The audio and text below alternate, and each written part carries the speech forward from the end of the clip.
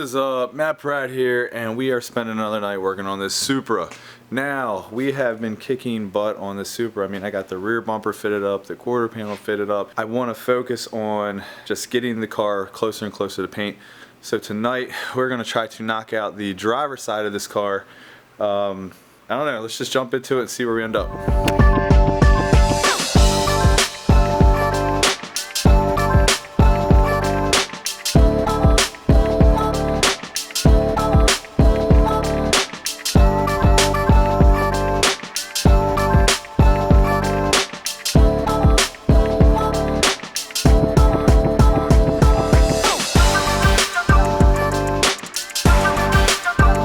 Dude, you can see this original anthracite color. It's so awesome.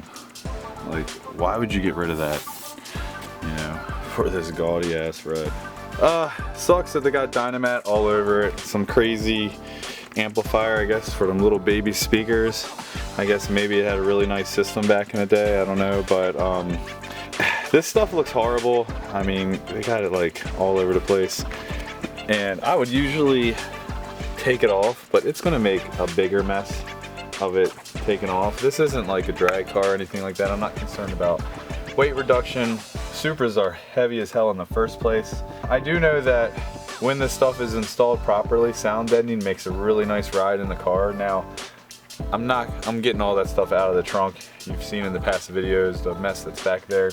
But I don't think I'm gonna take it off here. If anything, I'm gonna clean it up a little bit. Like get the wiring to be on the right side of it, you know, not over top of the wiring. These guys that did this weren't the brightest. But anyways, I might just leave some of it on just because a car that's got really good sound deadening, sounds really good, drives really good, nice, quiet, solid sound.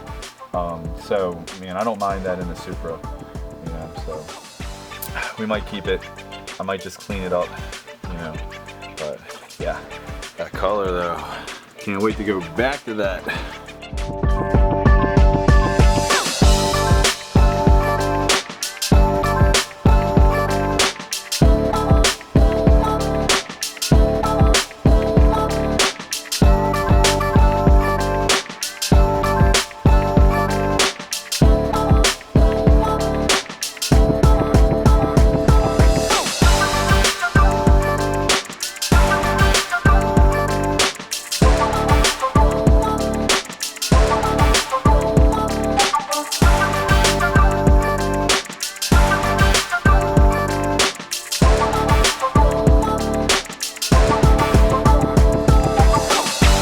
Okay, door handle and mirror all taken off.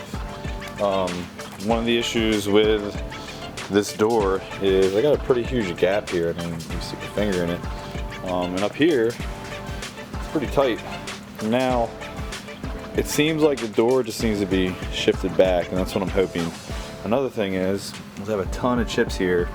The door is actually sitting out, which could be because which that tells me the fender's sitting in, but I think I just need to shift the door back and open that gap up, tighten this gap up. But here's another issue, the door is also sitting out, so that might be a striker issue. So anyways, I'm gonna work on shifting the door back, which I have to go from inside the wheel to touch those hinges, to loosen those hinges and shift the car back, and then I'll start messing with this fender, which is going to be fun.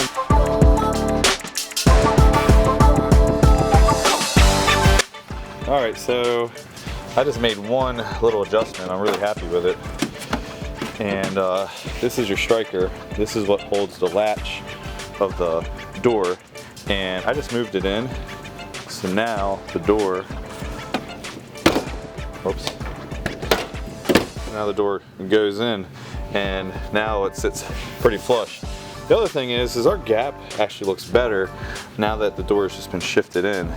I believe that this gap is this tight up here because the fenders are off. I don't think they touched the hinges on this thing and threw the hinges off. That looks really good. That looks really good. So I think I might keep it like this.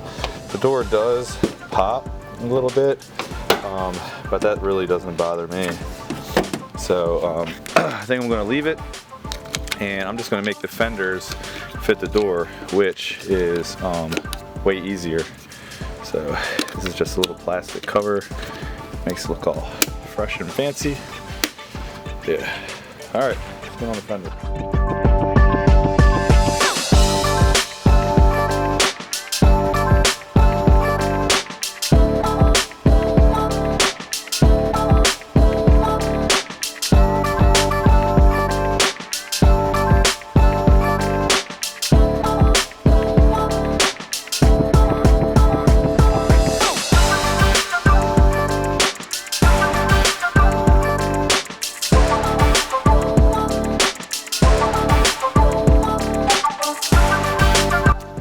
And there we go. This gap actually fits really good.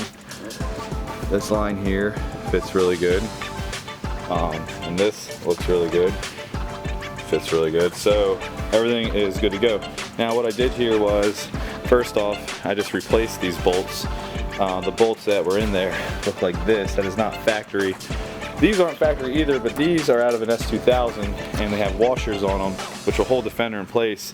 That's what I needed there, but I loosened them up and I didn't even pull the fender this way, I just pulled the fender out. It's just the way the fender was shoved in there. I don't know who lined this car up before, but really, man, you just needed to just pull the fender out some and this gap opened up. I didn't have to push it forward at all, which is good because it didn't really mess with my headlight gap. My headlight gap looks really good. And then I stuck a fork in here, and what the fork does is it just kind of, it's plastic, so it's not going to damage this panel. But you just kind of work it like that, and then that gives you the room, so when you open the door, it doesn't hit, which we are good with now. As you can see, it's not even close. When before, it chipped up everything. Now the door still shuts kind of hard. I got a feeling that Dynamat sound deadening in there maybe taking up some room against the weather strip or something. I don't know, I have to really look into it. Or it could just be a stubborn latch. So what happens is whenever you pull this fender out to line up with this panel, it's usually going to throw your hood gap off. I'm not really worried about throwing this hood gap off. Number one, this hood is a piece of crap. It is obviously aftermarket, it's not OEM. I don't care about fitting an aftermarket hood up to this. This is not the hood I'm gonna run with. I'm in the market for another hood. I just haven't found one for my price range yet. So, not really worried about that. I'm just concerned about the entire side. So the next thing I'm gonna do is put a jump box on this thing, roll the window down so I can get this trim panel off, and I'll probably take this trim off too. You know what? While I got the jump box on there, maybe I'll start it up. I'll see if this thing runs. I know it cranks. I cranked it before, but I never checked any of the codes it's throwing to see why it's not running. And it would be really nice if this thing ran. Me and my wife just struggled to push it in. In fact, we struggled so bad, I don't think she's ever helping me again. So, we're gonna do that while we're at it. So let's get this window down.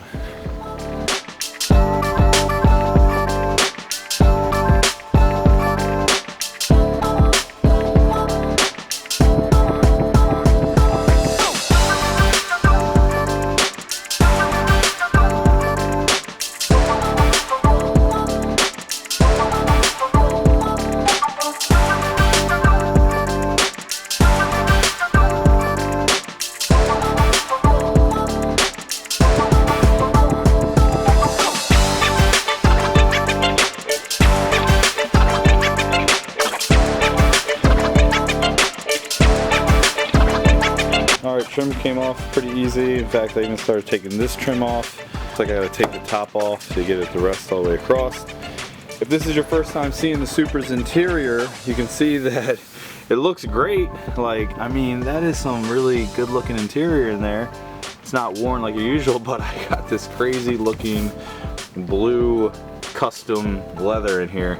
And I am definitely not a fan of it at all. I guess I'll just have to deal with it for now. Anyways. Alright, I guess the seat doesn't move back. So, if you guys are wondering Oh, I don't have a check engine light right now. It's kind of weird. Does this super run? It turned over. So anyway, this is all it does. It just cranks forever. It seems to be full of gas. It had check engine lights, but I don't know why it doesn't have them anymore. Another thing I don't hear is fuel pump kicking in. Maybe I'll check a bunch of fuses in here.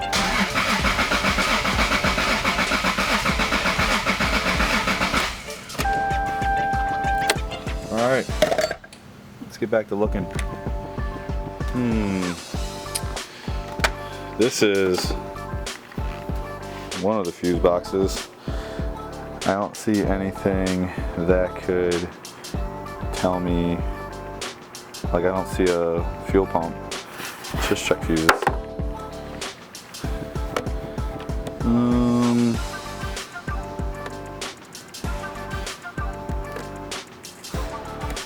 Nothing crazy standing out.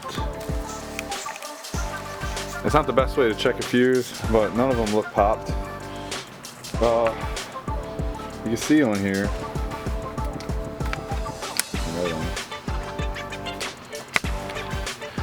that these plug wires are actually fresh. Then you put the bolt back in right there.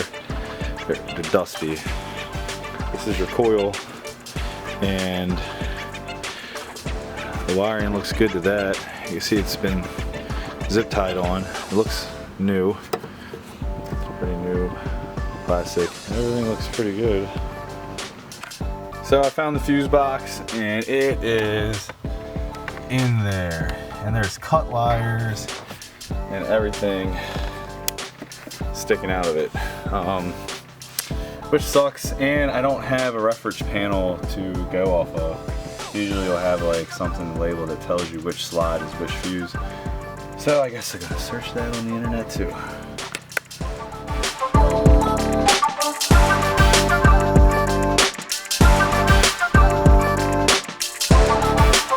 Alright, so I checked all the fuses. They all look good. I even looked on the internet to see if any of them would be linked to anything like fuel pump. I don't think so. Of course, I could be wrong. I'm not a mechanic at all. I'm just doing the basics. And the basics usually are check fuses and check codes. You know, because sometimes you'll have a stupid fuse and find out that it runs something pretty critical. So, anyways, I don't know what else to do at the moment besides call someone in that's better than this at that can actually test things out and figure it out. So right now, I don't hear a fuel pump when I put the key in the on position, and I do know that a lot of cars run the fuel pump before you actually start them, just to pressurize the fuel system so it has fuel to run. And usually, you know, while you're turning the key on, it's pumping fuel up there, and by the time you actually start the car, it has fuel. I don't hear it, and I should hear it because my interior is pretty much gutted. So I'm gonna kind of look to see if there's any wires damaged. Maybe I get lucky. I doubt it, but I'm just gonna cross it off the checklist. So.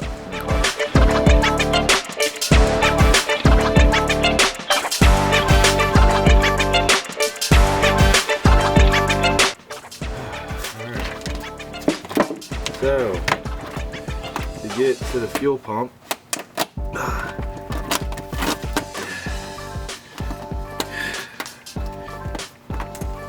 gotta rip up all this stuff. Some idiot put this crap in here, and I'll tell you what, last time I did this I cut my hands. Let me get some gloves.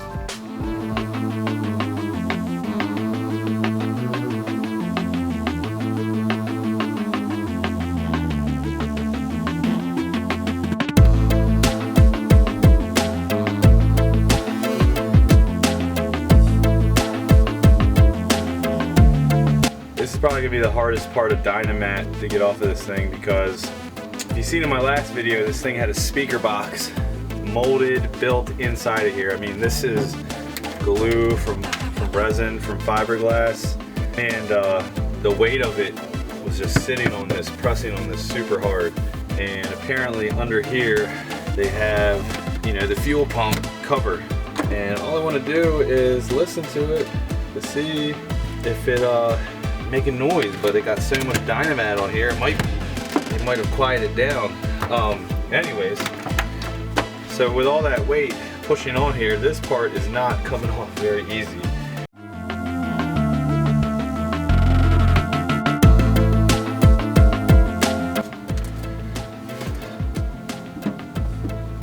Everything looks good.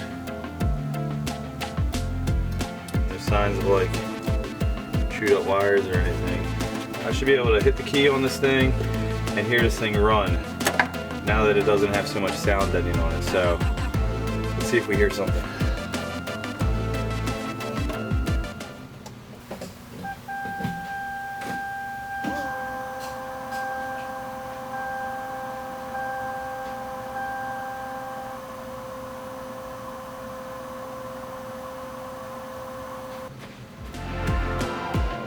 Yeah, it's making noise.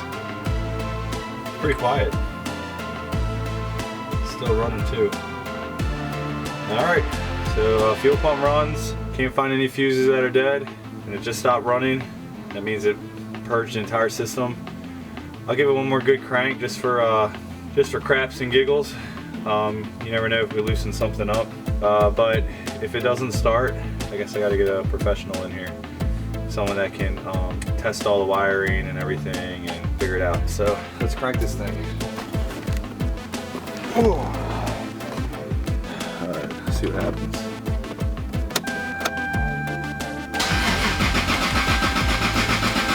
I was really hoping that I was going to get lucky, and I was really hoping I was going to get lucky and it was going to start on camera. This is weird. It's got these like homemade brackets to hold the top down. How do you even take this off? I want to figure this out. I want to take this top off. Let's do that real quick.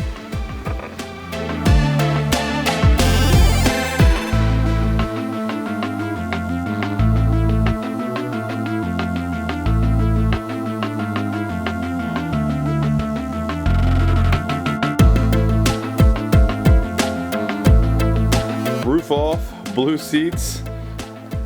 I ain't keeping blue seats. Not gonna lie, not my style. Not even a convertible fan like I was saying, but I think I can get used to this whole target top thing. I'll tell you what, when this thing is anthracite and sitting on some bronze TE37s, I bet you this target top will look perfect with it. Yeah, I'm in the market for seats too. I'll probably do some like fixed back racing seats. Believe it or not, I still think these go for a pretty good penny, even though this custom look people might not like, you know, but you know anyone, the back seats are available too with the same exact look. Alright, I think that's enough footage for tonight. Next step is to taking this weather strip off, and then I gotta start lining up this side. It's got the same issues. The door and fenders are kind of misaligned. Take the entire thing apart, start working on this fender. This fender is going to give me some trouble. It doesn't line up to the headlight very well. It's okay, I kind of got an idea and we're just going to have to crack into it. Quarter work, still needs quarter work done, which ain't a big deal because it should be easier on the other side because this bumper actually fits pretty damn good on that side. But anyways, if this is your first time seeing me and you're new to the channel, hit that subscribe button so you don't miss projects like this. And if you are subscribing to me, thanks, I appreciate it big time, and I'll see you next week.